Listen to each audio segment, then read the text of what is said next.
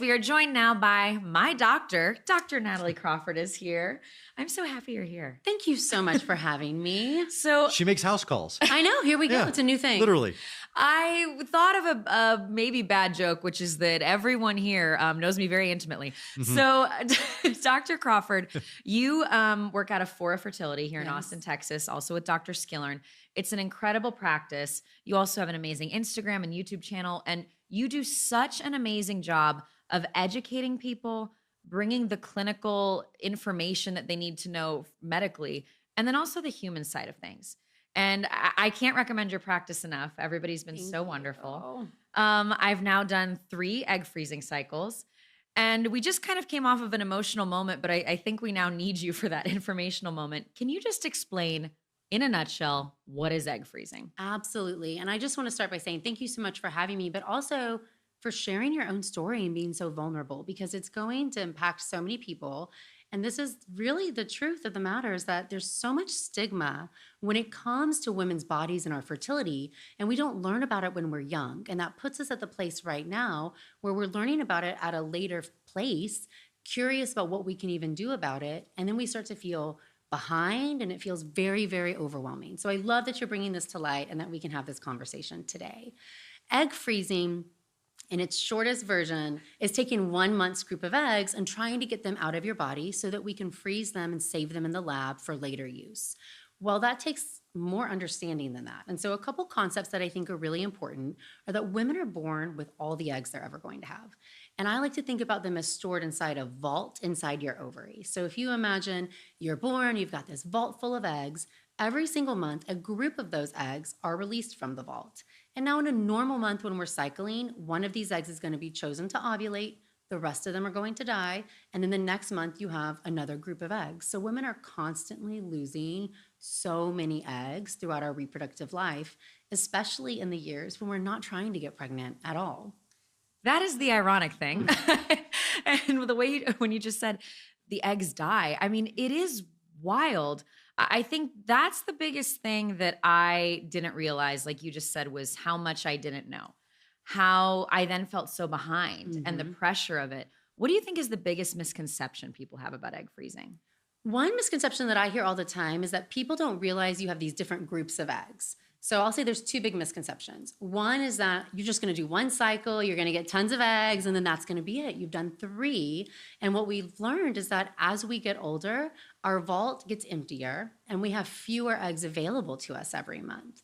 And so in addition to having less to work with, our eggs start to get more genetically abnormal as we age because they've been inside our body, absorbing the wear and tear of our life over time. So we often have to do more than 1 round. But that brings up the second point, is that egg freezing, we're not tapping into the vault. So it's not going to harm your future fertility. We're not stealing eggs that you may need later. You're not going to go into menopause earlier. We're just taking eggs that were going to die that month, and we're encouraging them to grow and take them out of your body. That way they have a chance or an opportunity for you in the future if you want them. Like most men, I couldn't have been more naive about this entire situation. And what really struck me was what you just mentioned, the numbers. Yeah. I thought, okay, you're going to freeze your eggs. Everybody's going to have the same amount of numbers. You get 20, 30, 40, 50. I don't know how many eggs. And that's what struck me, is that it's a very different number for every woman that comes in your clinic. Yeah, each person has their own, what we call ovarian reserve. And this is the amount of eggs you have remaining, which dictates how many you have each month. And this is setting the expectation for how many eggs we can get, how many cycles you may need, but also the medications you may have to use to get those eggs to grow, because it's a little bit easier said than done to get every egg to grow. Our body doesn't want to have 10 babies at one time. So you have checks and balances that prevent having 10 eggs grow to maturity. So we have to use hormones, which Lauren is now very familiar with. And Kris is, because of the arguments we've had. Yeah. not rational arguments, just arguments driven by those hormones. And I'll let you know, Doctor, I am over. I have not won any of them. So I'm just going to give it in the layman's terms, because you just gave it so beautifully in a way that is medically sound. When I have now told my friends about this, because I have a lot of friends who have done this, and then a couple who I am now encouraging to do this, because we're all 37 years old. And I tell them, listen, here's what happens. You need about a month of your life. And actually in those first 2 weeks, I would say you can travel. Like for about 2 weeks, you're giving yourself at first 1 shot a day, then 3 shots a day.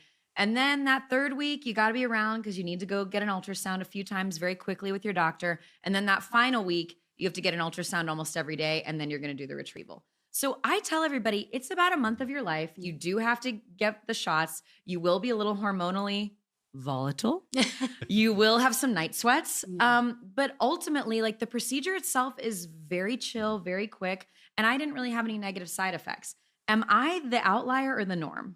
You know, you are the norm. I will say, though, that your side effects and your experience will differ based on how many eggs you get. So somebody who might be doing egg freezing maybe when they're younger, and if they do have 20 or 30 eggs, they might have many more severe symptoms. They might get really, really bloated.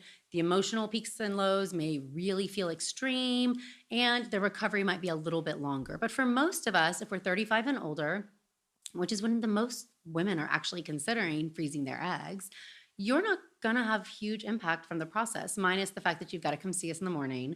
And that day of the egg retrieval, you have to be available to us and you undergo anesthesia. But really, you'll feel kind of the extremes of your period, is what I usually say. Some of the extremes of estrogen and progesterone, like really bad PMS. But it really should not impact your life.